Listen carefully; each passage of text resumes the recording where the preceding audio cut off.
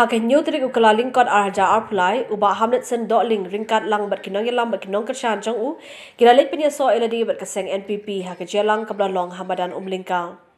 Yoba Hamlet Dohling lapriang sobaha keseng NPP do National President ukonot kisangma ringkat kerja don lang National Vice President uba senyau bhalang dahar State President uba WR Kharluki kertong na East Shillong constituency kakong Amprin Lingdo bar kinong kitkam ke NPP bet NPYF ya kani kejipriang buram yoba Hamlet lawan sakhi dah hajar word kinong kersan. As politicians and political leaders, people will say many things.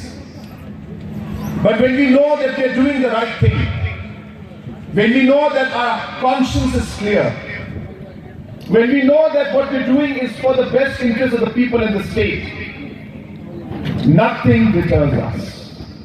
Because we know that we are doing the right thing. And we don't speak negative about others because it doesn't help in any way.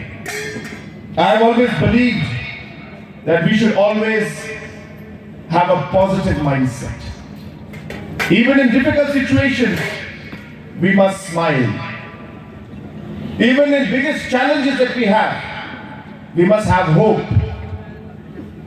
And in the greatest criticism that people may have, we must never react. And that's the reason why, following these basic principles in the last 5 years, in spite of all the challenges, this MDA, NPP-led government has been able to stably provide a government and been able to deliver on a large number of promises that we had put. Kumbakran manur doang na. Balatrua santurun. Kat ikurung sport NPP. Ketika santurun kalau suak kubur, kalau penki bat gitu dia do dia ki bapon ki bang. Kiremut Emily jo kemudian bahamaru ulai ngop ya kersan terus. Baik bah. Pelajar yang aku beli ngadai kurang bah. Ubadon lagi sedikit bah keburung. Bah kapur banglek berikan berdiri besar berikan swa benus ganti.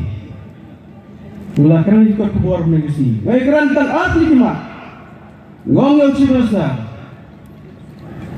Ngin pentingna bola dangan ngona po ke NPP. Bagi NPP bersih ngin pentingna. Bagi jinti yurnyom kamde bangsa kamde belong po dari isi kami. There should not be any uranium mining in the state of Meghalaya. That is my discussion with our Chief Minister.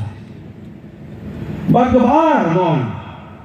ILP issue, it's a perong yang kasi apa ke schedule, the border issue, ini kita issue, kibala kita asisya dia akan jaga diri kami.